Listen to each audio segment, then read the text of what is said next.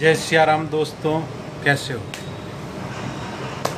दोस्तों। कल मैं एलएलबी का सेकंड पेपर देने गया, वहाँ मेरे पास आर्टिकल 30 मतलब धारा 30।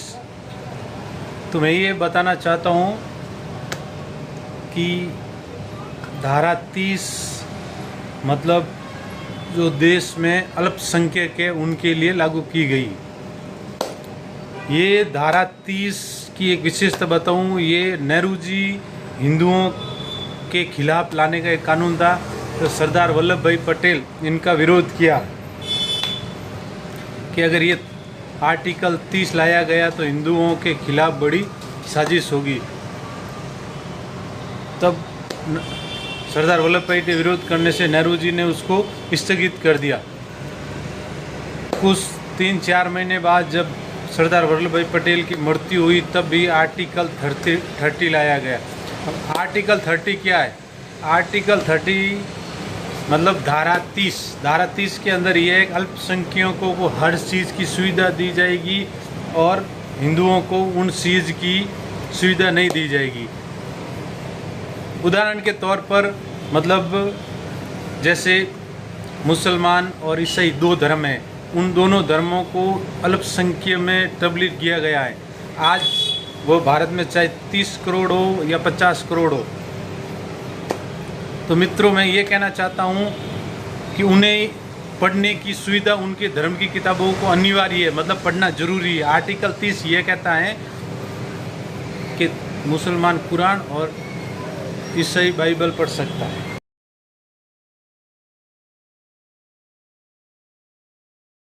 मैं आपको भी जो ये स्क्रीनशॉट भेजा है वो आर्टिकल 30 का है। इसके अंदर ये है कि अल्पसंख्यक अपने धर्म के प्रति स्वतंत्र है। कोई भी कानून या कार्रवाई करता है तो स्वतंत्र है, उसके खिलाफ कोई भी किसी तरह का अपराध नहीं माना जाएगा। और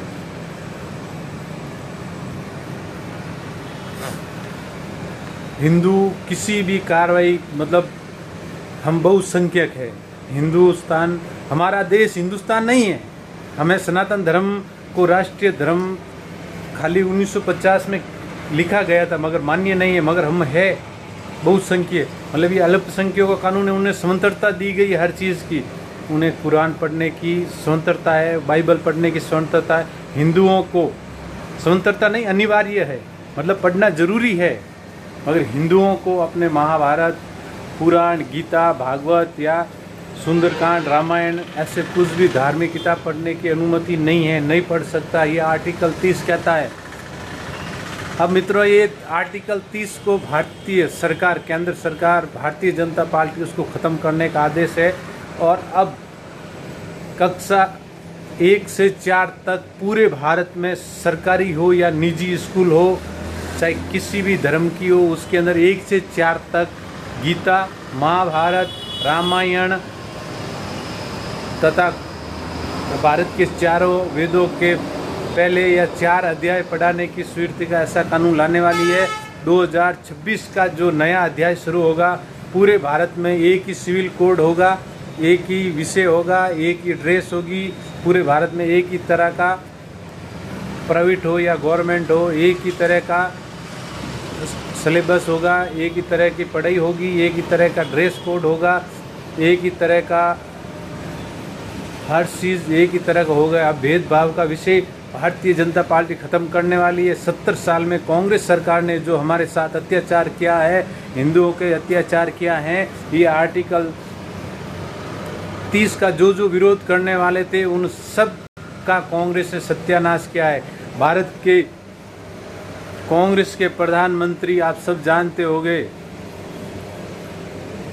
लाल बहादुर शास्त्री थी।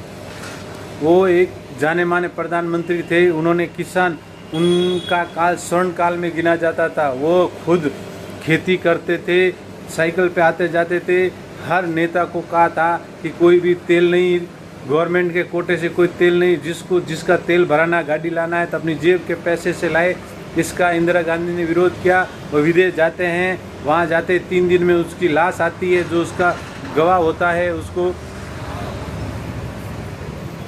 कहीं कांग्रेस सरकार किडनैप करवा देती है, उसकी बोलती बंद करा देती है। इस तरह का षड्यंत्र केवल हिंदुओं के साथ किया था। ये आर्टिकल 30 जल्दी हटने वाला है, हिंदुओं को स्वतंत्रता मिलने वाली है।